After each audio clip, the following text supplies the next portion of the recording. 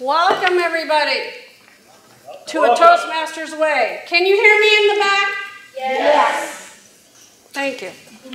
My name is Shelley Gabriel. I have been a Toastmaster for 8 years. I am a 2-time Distinguished Toastmaster.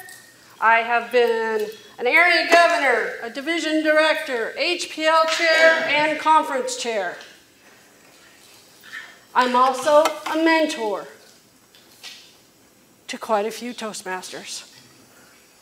And I can tell you that is one of my biggest accomplishments that I've had, is mentoring. Because I get to watch somebody learn and grow as I learn and grow. And you're here today to learn and grow. This is how I started. My journey was coming to TLI. Today, this is what we're going to be going over. We're going to talk about parliamentary procedure, club pride, moments of truth, distinguished club program, the values of Toastmasters, and functionary roles, and how to use them in your club. Tammy, can you hear me in the back? Sometimes. Sometimes? Okay, I'll speak up.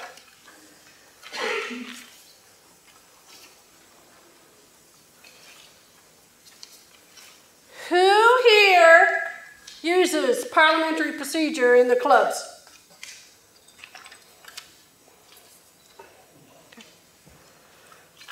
Who thinks the parliamentary procedure is intimidating and frustrating all at the same time? Now, wait a minute. Oh. I gotta object to that. Who let her in the room? Ladies and gentlemen, not only is she your TLI chair, but DJ Reed is also your past district parliamentarian.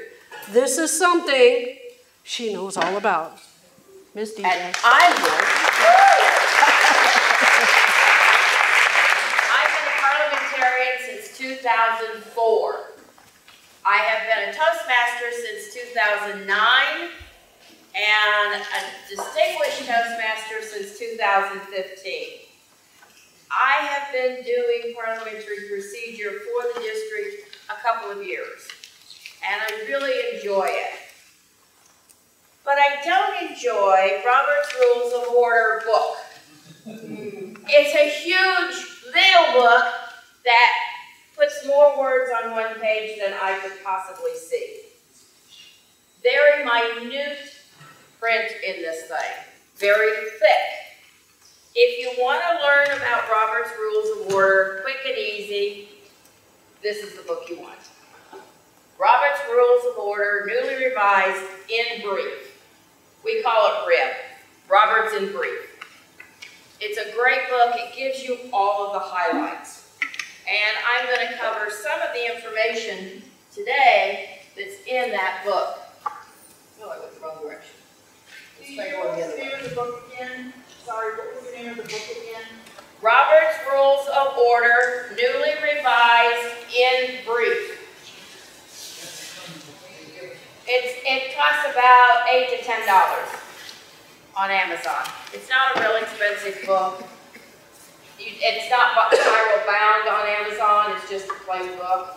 I buy this through National Association of Parliamentarians and get it spiral bound because I use it so much the others just fall apart. I'm going to cover a couple of things.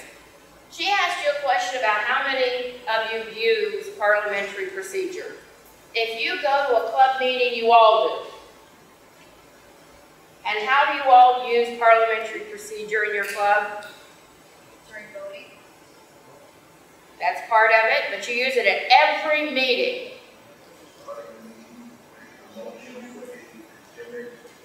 Now I'm looking for something much bigger. Your agenda.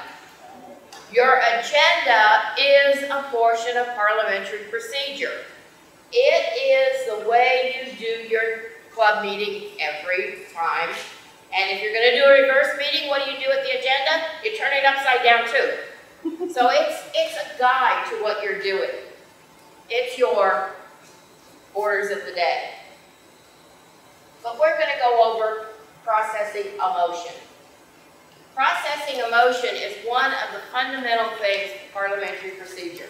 It is how business gets done.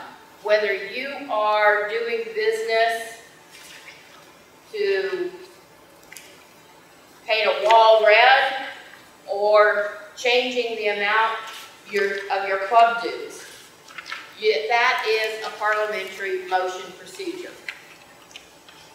First, you have to get the attention of your presiding officer. It could be your president, it could be your VPE, it could be anybody that's an officer in the club except the secretary, because the secretary should be taking notes, they shouldn't be presiding.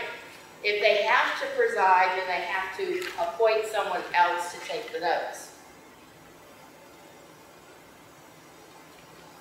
So once you get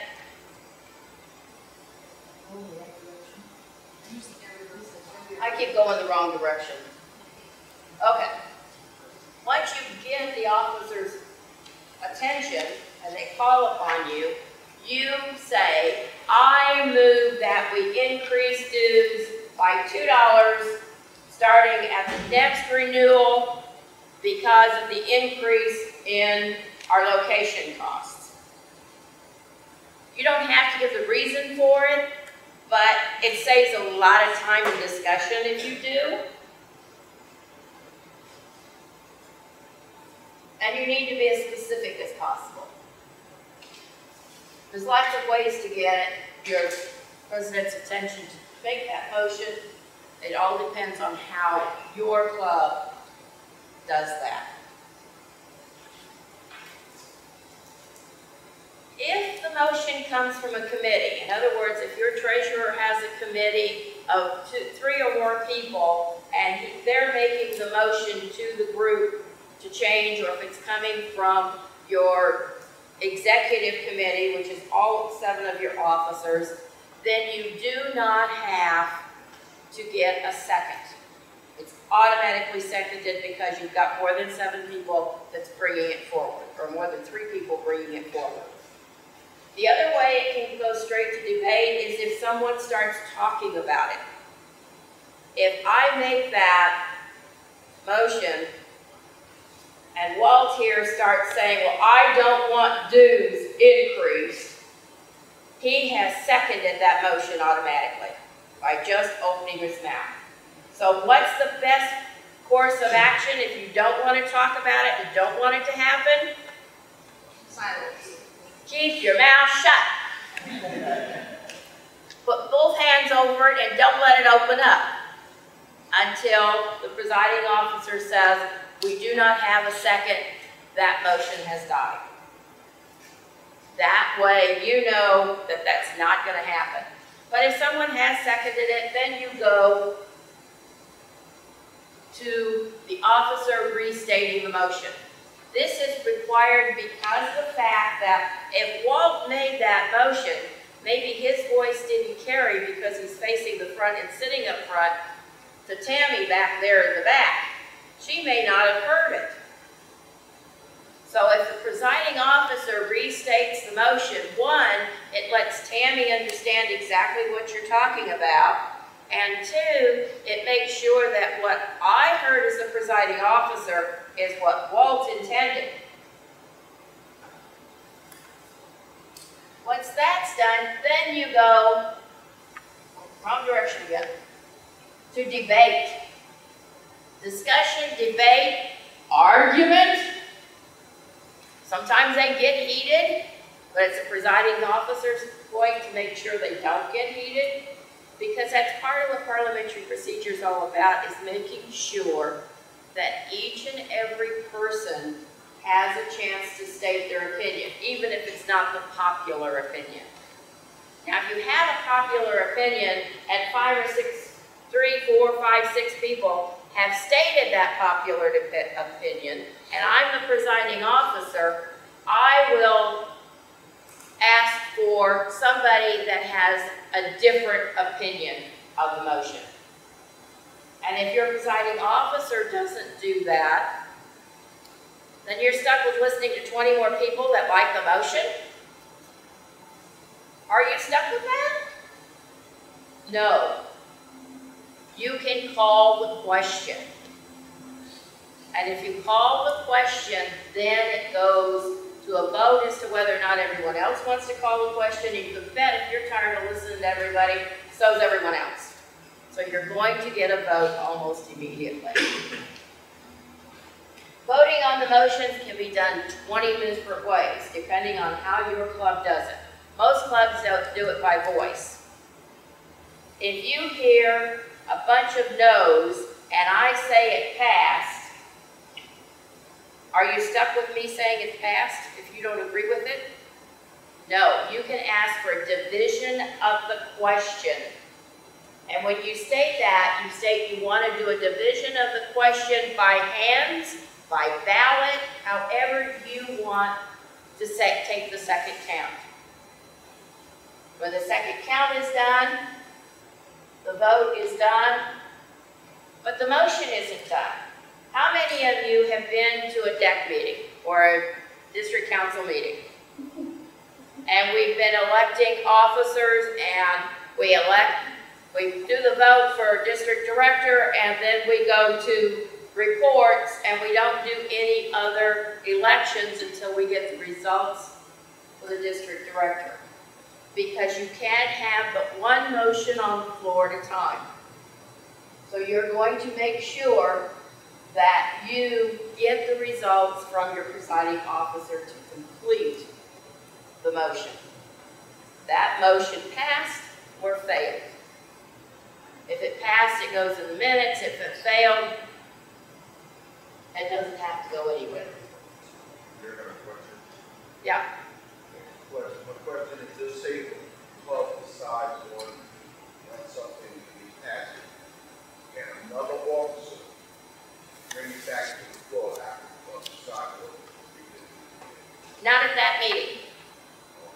They can bring it back at the next meeting asking to reconsider. Reconsider. But in order for that person to do that, they have to have been in the group that won.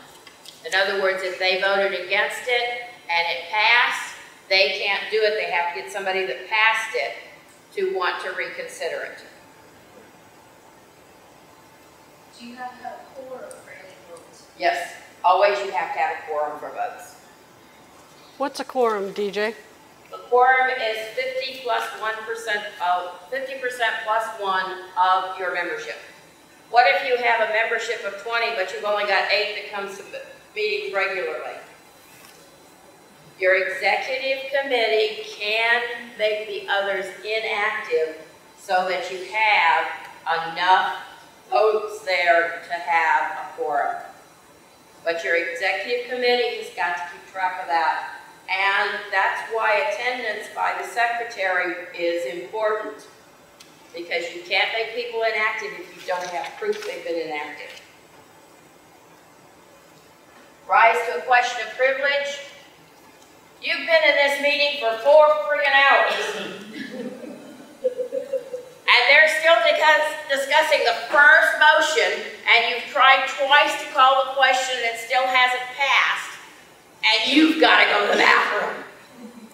You can call a question or call a question of privilege so that you can go to the bathroom, have a 10-minute break. You can call a question of privilege if the room's too hot, too cold, you're uncomfortable, you didn't hear something. Someone makes says something about a motion and you didn't understand it or didn't hear it, you can ask that. And we've already covered call to question. Do I have any other questions? So when you call the question, what exactly is that? I raise my hand and say I'm calling something a question, or What you basically say is, Mr. President, Ms. President, presiding officer, I want to call the question. And then they have to stop all debate on that question right then and there. And they have to take a vote on whether or not everybody in the room is tired of listening to the debate. And that's basically what that is it's saying, I'm tired of listening to what people are saying because it doesn't seem to be changing any at all. not even a little bit. It's all positive or it's all negative, so we know how we're going to vote, so why keep talking about it?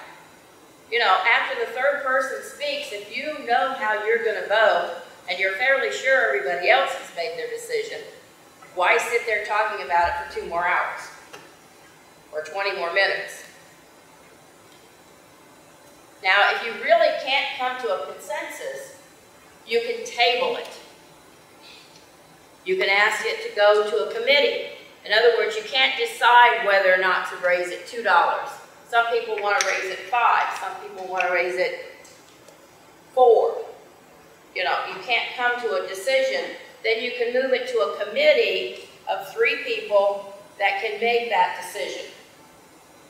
And then bring it back at a meeting that you specify when you create the committee, so that then you vote on it. Then you vote on what the committee is bringing to you. It can be anybody. It can be anybody that's a member of the organization. You can't go grab Joe Blow off the street corner and bring him in to be a member of the committee. It has to be a member of the organization. And all organizations should have the rules of who and who is not members. Who can be and who can't be members. Toastmasters, it's real simple. You pay your dues. Any other questions? Yes? How, okay, I know that in order to be part of the committee, you have to be a member, but how are the committee members then voted upon, or how are they formed? They're appointed by the presiding officer. They can be appointed by the presiding officer.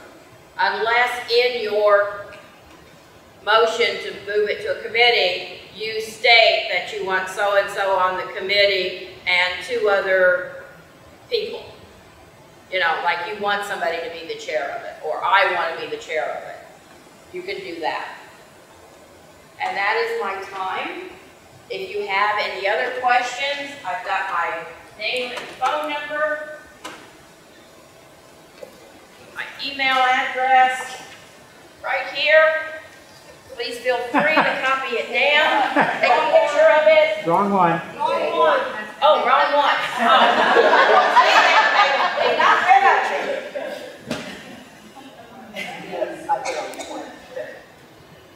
There we go. And that way, you can get a hold of me anytime, and I'm always happy to answer parliamentary procedure questions. Nancy Duckett is your next presenter, and she's going to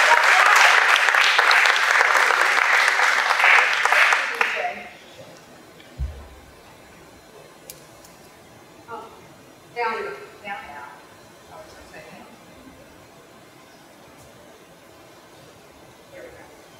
Good morning. My name is Nancy Duckett, and I'm the DTM. Can you hear me in the back of the room? A little louder. Okay. Forgot to wear my high heels this morning.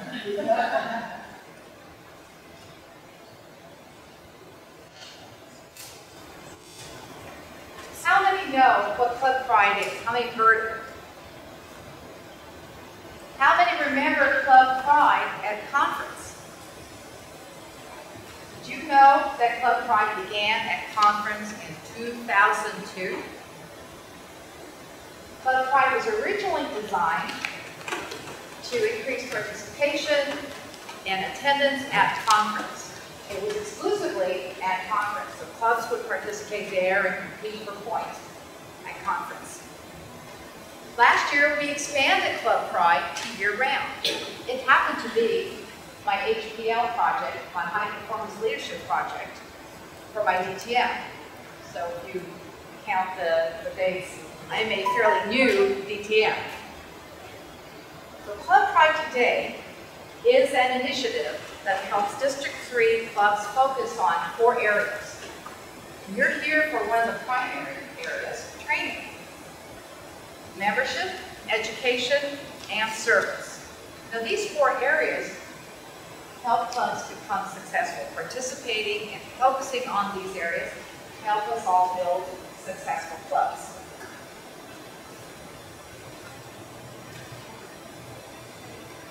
high performance leadership project to meet a vision. Clubs sharing with each other their activities and experience as they build quality clubs. How many of you have been sharing ideas, things that you do at your clubs? We learn from that. Isn't that great? Getting together, visiting with other Toastmasters that we don't normally see, but we learn from these interactions. And part of the vision is that as we build that focus on club pride on those 4 areas, we can share that. We can be proud of our clubs. I'm proud of all the clubs that I have been a member of. And I've had fun sharing that information at TLI contests and other district events. And that's what we'd like to see from everyone in the district.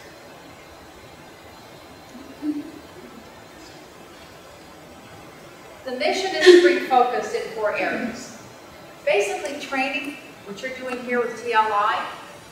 If you participate in something called SMAC training, sponsor, mentor, and coach training, this all prepares leaders to participate and help grow the district.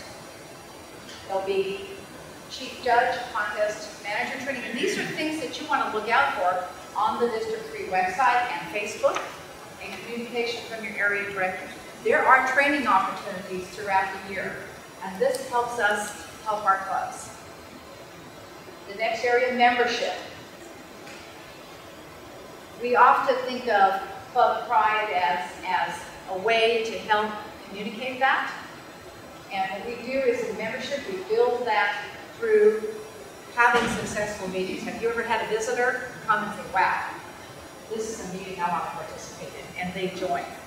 You don't want to wait till the end of the year to do an open house or something and then try to do that. You build and grow membership year-round. Supporting an education program. How many here, is anyone here ABPE?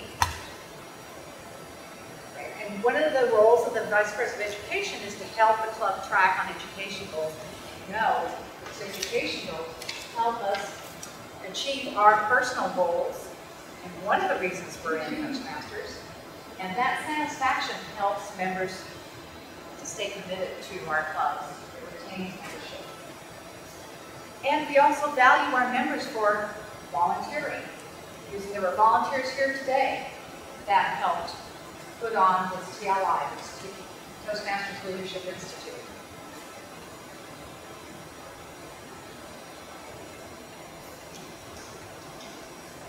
Your club can be successful by participating in Club Pride.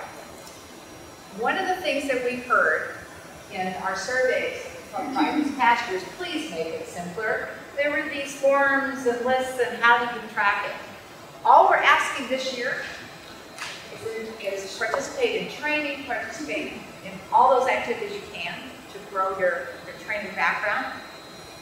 Continually have good meetings so you can grow your membership. Think about membership, that membership goal when you think of DCP goals. And support your club members in volunteering. If someone needs help with a speech contest, with putting on an event, help participate in volunteering. One of the things we're going to do this year is to provide an easy checklist. A lot of your Club Pride points are going to come, we're going to track those for you. The only thing we ask is that if you want to add points, participate in conference, there'll be Club Pride points for conference.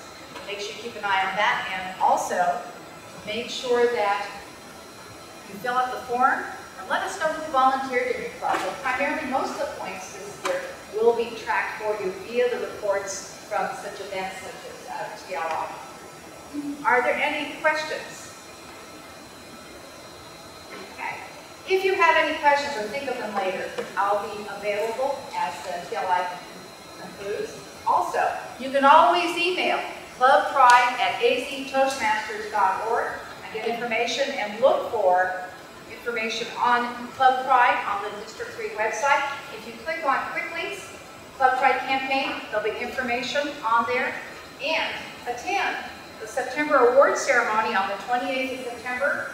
There'll be prizes awarded for last year's Club Pride winners. And I'm going to return control to Shelley. Is it going? There we go. There we go. Okay.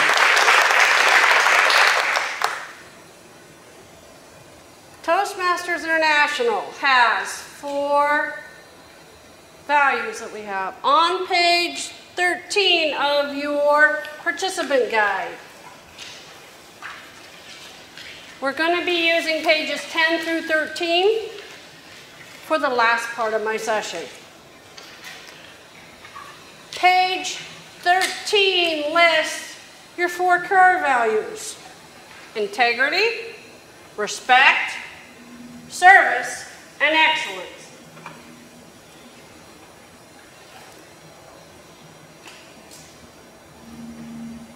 You may have heard an acronym: RISE, respect, integrity, service, and excellence. If you think about it, if you don't have integrity, the other 3 don't mean anything. What does integrity mean to you? What does integrity mean to you? Doing the right thing to everyone who is watching. What else does it mean? Curtis, what's integrity mean to you? It means you ought to be on the inside the same way you are on the outside.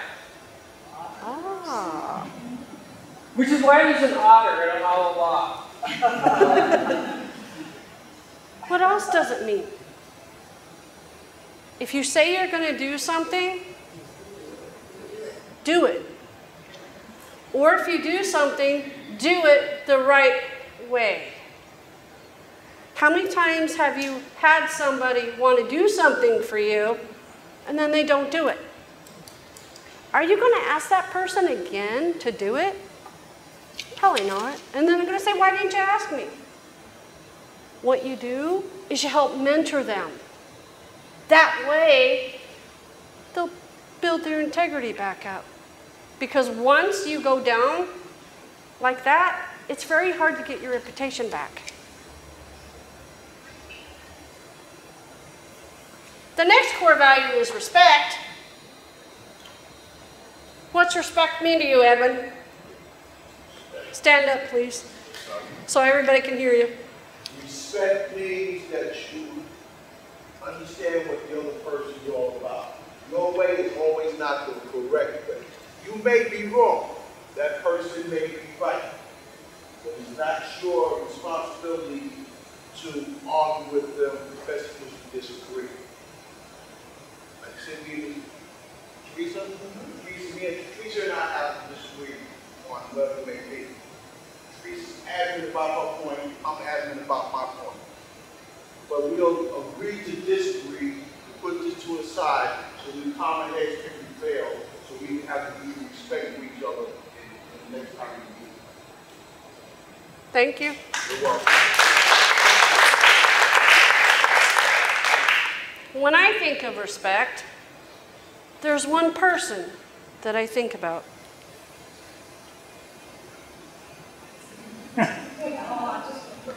She is the Queen of Soul, and she has a song about respect. Her quote says it all.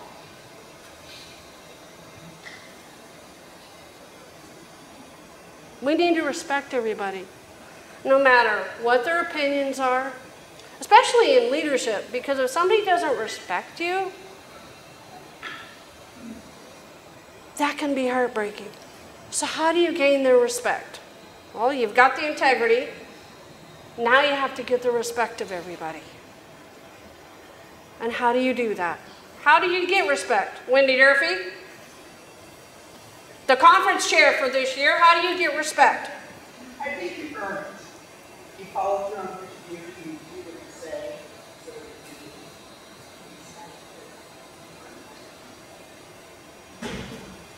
When you're a mentor, or you are a mentee,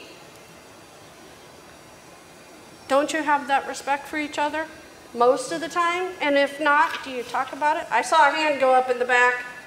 I just want to say, treat other people the way you would like to be treated yourself. That's true. That's very true. The golden rule. Treat others how you want to be treated. The next one is service. I've been a servant leader in Toastmasters for 8 years. And I love every minute that I serve. There's a lot of people that put on these events. There's a lot of people that serve our district. One of them's back there on the video camera. Wave, Don Griffith, to everybody.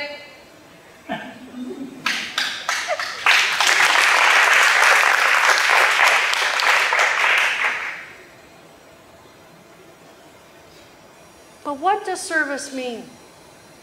Tammy Gallagher, now that you got your hand up, what does service mean to you? Service means providing the support that's needed to meet the goals of Toastmasters. Thank you. Pat Noel. What does it mean to you? Oh, you go after. Yeah, go ahead. Just heard the word yes. The word yes. I like that. I can't tell you how many times I've asked Pat to do something for me. And what did you always say? Yeah. You know what my husband said? Put Yes. your hand down. That's what we do. As Toastmasters, we help each other. We're family after all. Aren't we? We help everybody that wants help. I help everybody. If you need my help, all you got to do is ask. And you can ask anybody in this room. They will tell you that I'll be more than willing to help. Now, along with service is excellence. Oh, wait a minute. That's not excellence. Curtis, did you mess me up again? That's slavery.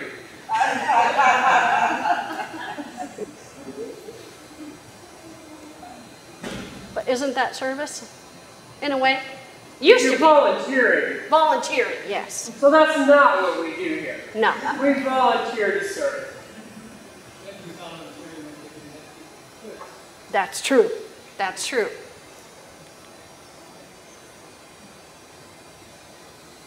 Interesting number about service. That top number, the 7 million, is how many residents are in Arizona. That next number, the 4,000, that's how many Toastmasters we have in the state of Arizona. And that last one, that 100, well, that's the 100 Toastmasters that serve all year round.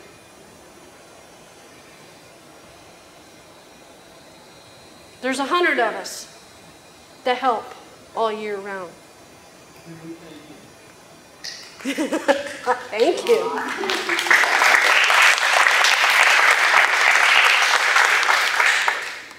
But can't we increase that number? We can increase that number. There's enough of us. You don't have to give 20, 30, 40 hours. You could give an hour, 2 hours. Conference is coming up. Wendy's going to need help. TLI is coming up. Contests are going to be coming up. Volunteer a little of your time.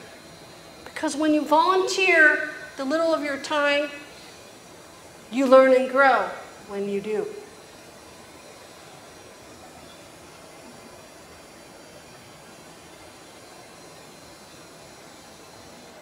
This is some ways you can do service. Ask any of us.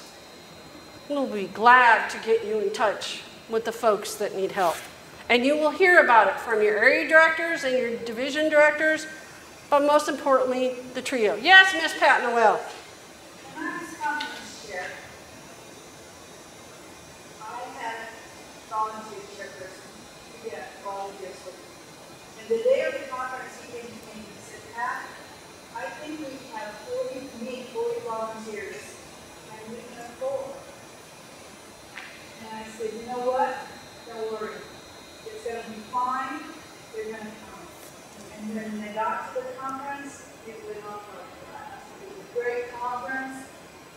and step up. So it's hard to do, but That leads me to...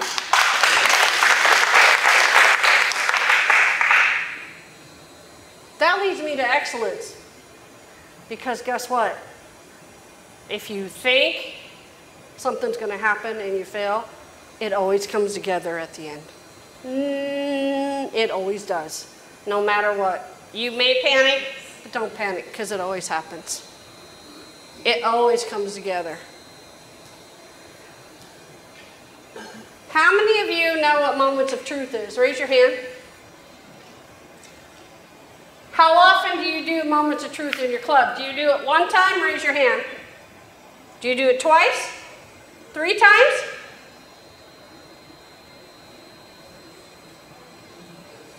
Why do we do moments of truth? Anybody? What is it? And where do we get the feedback for moments of truth? Who do we get it from? Our club members, right? The reason why we get it from our club members, because guess who's going to help our club improve? Who's going to bring in the members to our club? Our members. We have guests on our website that come in and check us out. If you go on page 12 in your participant guide, Moments of Truth is there. That's actually your scorecard for your club. There's a scorecard that you can download from Toastmasters.org. When you go in the search bar, it will bring you up Moments of Truth. You can download the handout. It will have the scorecard on how you're doing. And that will help you improve. But something else Moments of Truth does. It's kind of like a pyramid.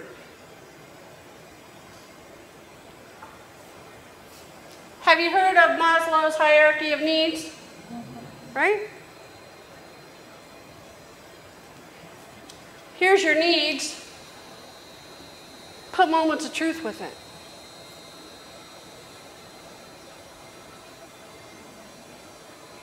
It's the same thing. You start at the bottom with your physiological. It's your first impressions. Do you have your agendas? Do you have your guest packets? It only takes one guest who didn't like your club to go tell somebody not to come to your club. It only takes one impression to do that.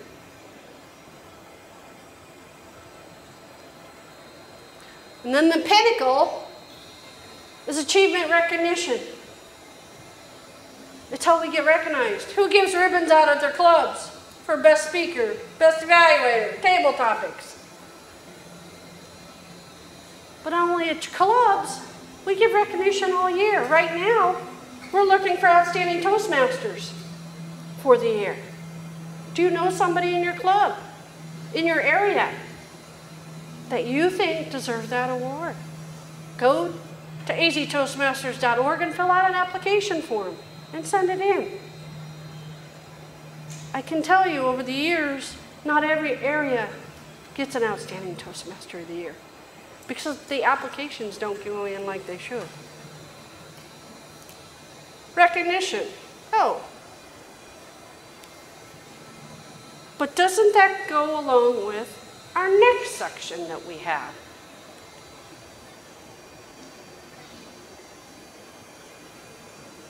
So if you go to one club and you get recognized, and you go to the next club, but they don't do ribbons, what do? Some have a Spark Plug Award they give out, right? But what we're trying to do is making sure that there's consistency in the meetings throughout all our clubs. Curtis, you want to add to that? When I go on Toastmasters.org and I look at what a club looks like based on the pictures and things out there, if I've never been a Toastmaster, and I've never been in a Toastmaster meeting, and I walk into a club, and it's all more like people that are gathered for a coffee clutch. They're not really following an agenda. People are really doing prepared speeches. Am I going to join that club? Do I feel like I'm going to grow in that club? If a guest comes into your club and they don't come back, you have failed the first level of moments of truth. That's your first test. Examples of consistency. When you go to a McDonald's, do you expect the exact same product and the exact same experience from McDonald's to McDonald's? We're not McDonald's, and we don't really want to have that kind of a consistency. We have individual characters, and our clubs have individual characters. But we do want to follow a strict agenda, starting and ending on time, and have different functionary roles, and have prepared speeches that are evaluated, so that we have that consistent training experience. That's my thoughts on that. Thank you.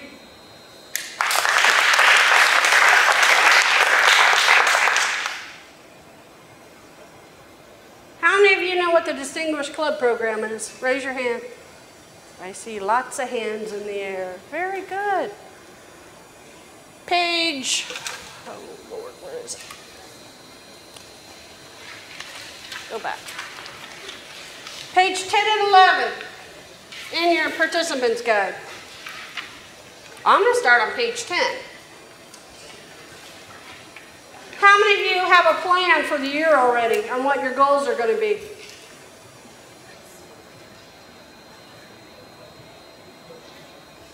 At my company, we have inspirational sayings every day. Focus creates goals. Goals create action. Action creates results. What's a plan do? Helps you create goals. Helps you keep focused. Helps you obtain your goals. But something else that plan will do. We're all working on individual goals, right? Did you know that when you achieve your goal, then your club achieves the goal? Then the area achieves its goal. The division achieves its goal. And then the district achieves its goal. You are that building block. You are where it starts because it's all about you, the member. If you haven't already started on your plan, take that back and start working on your plan. Because I can tell you, January will be here before you know it, and June will be here. And you'll be at the end of the year already.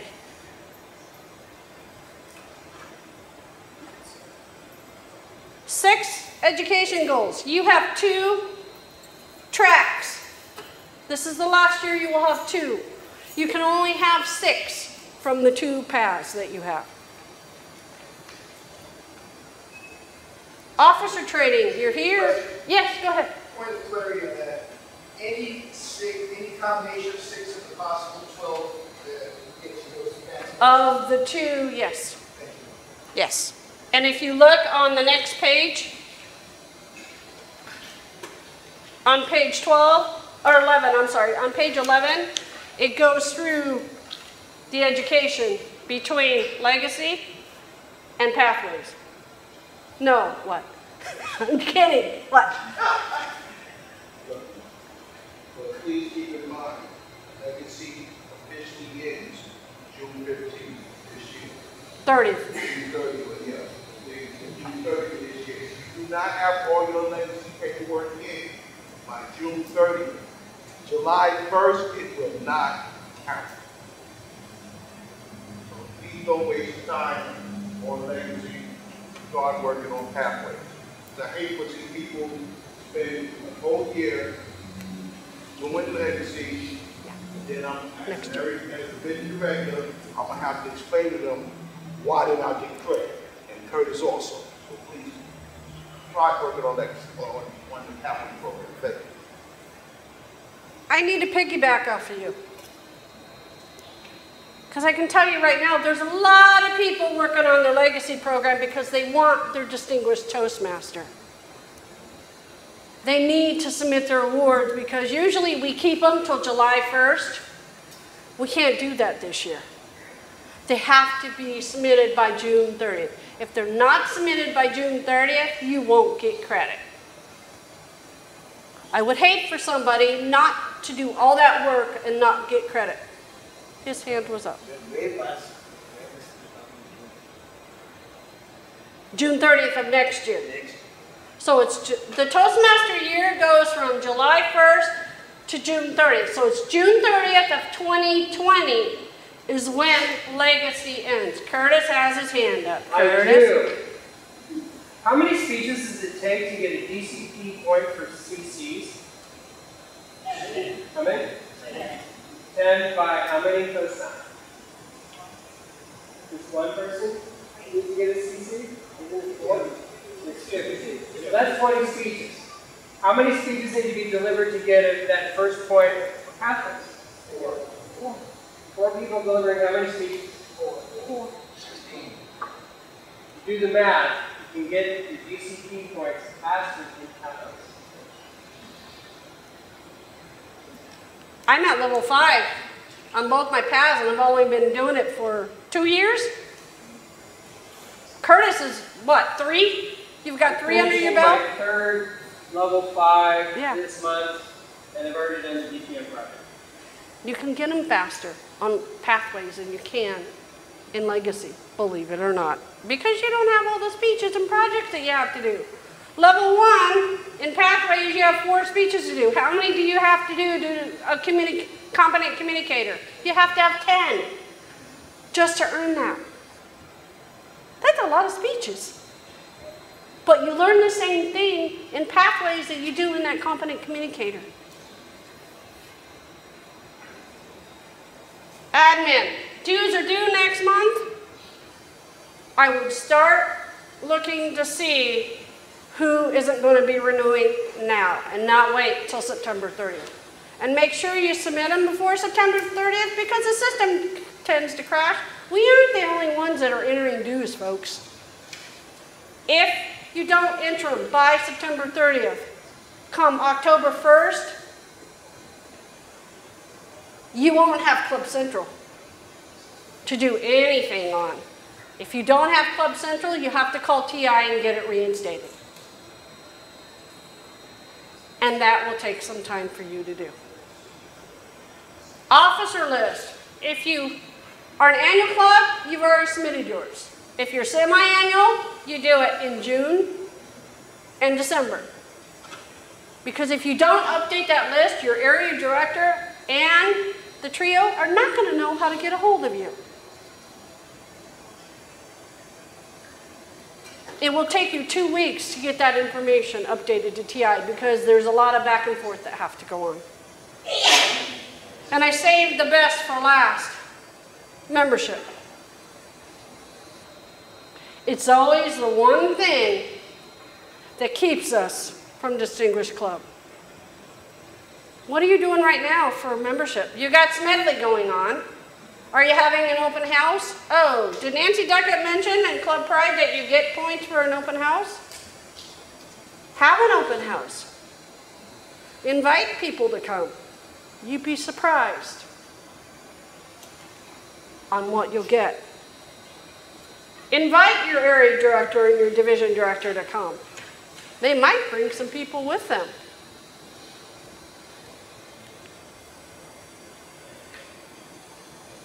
Trick question. I know. Trick question. How many speaking opportunities or projects can you get in pathways from this list? Anybody? Take a guess.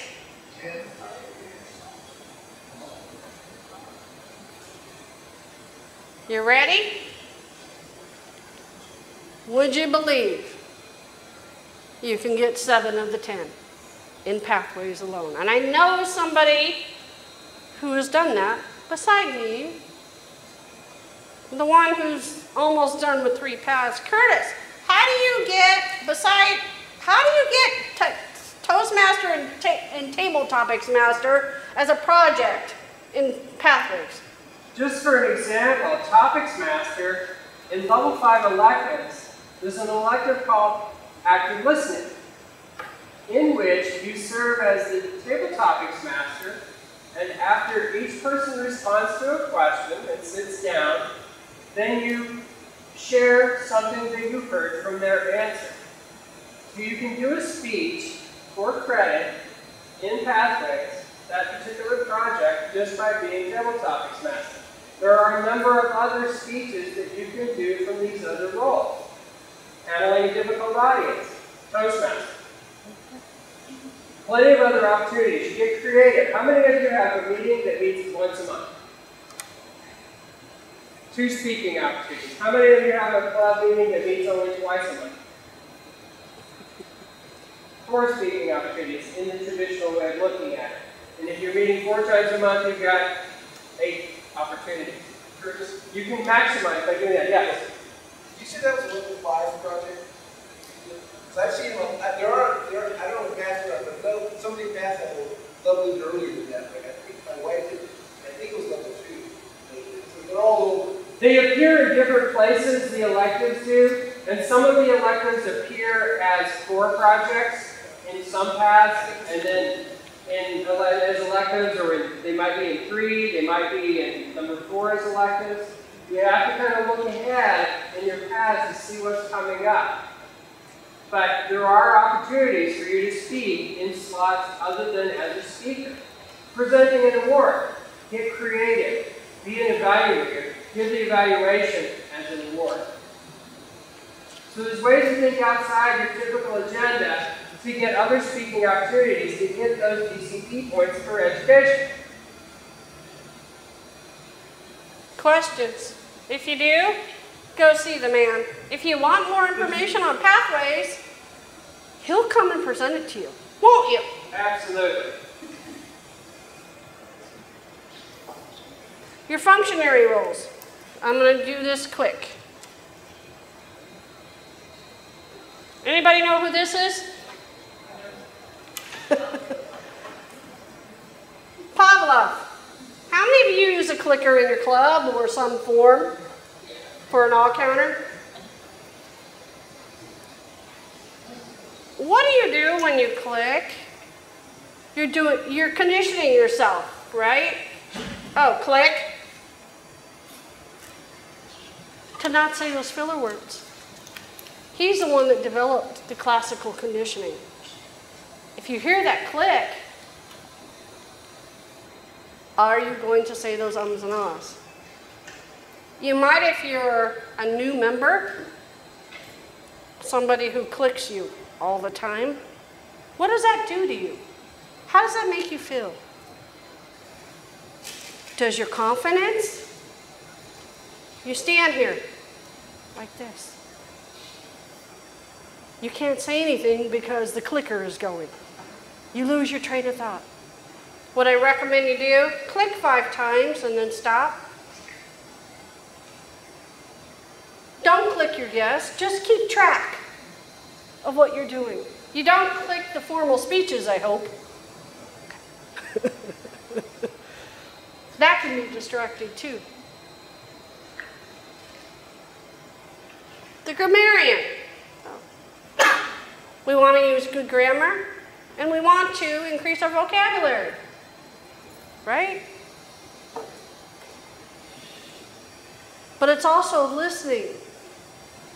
All-counter and grammarian, you have to listen. And how many of us listen well to other people and what they're saying? They're difficult roles.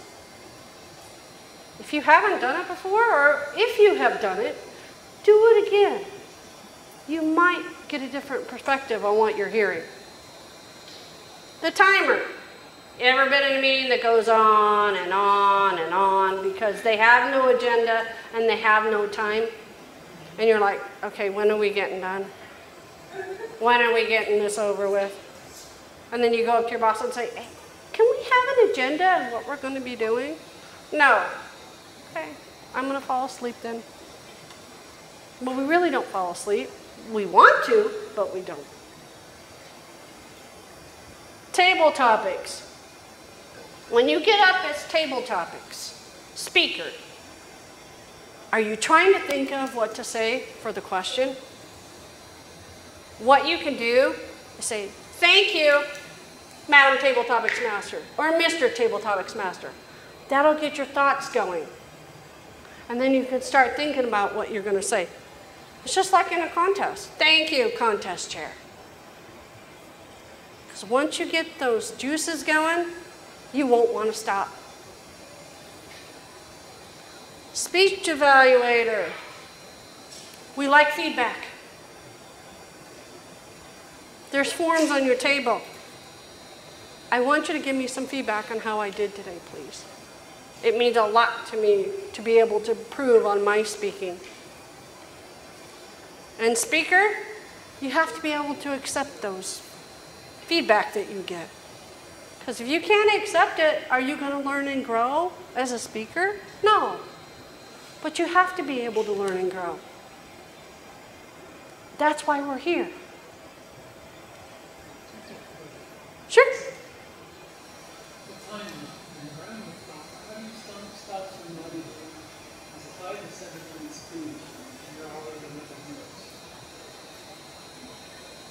Some clubs clap them down.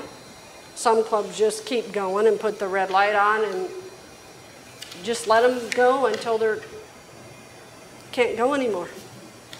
Isn't that right, Don Griffith? Clap them down. Clap them down. Tell them ahead of time that you have until this much time, and then you will begin the applause, and they will stop. They will stop.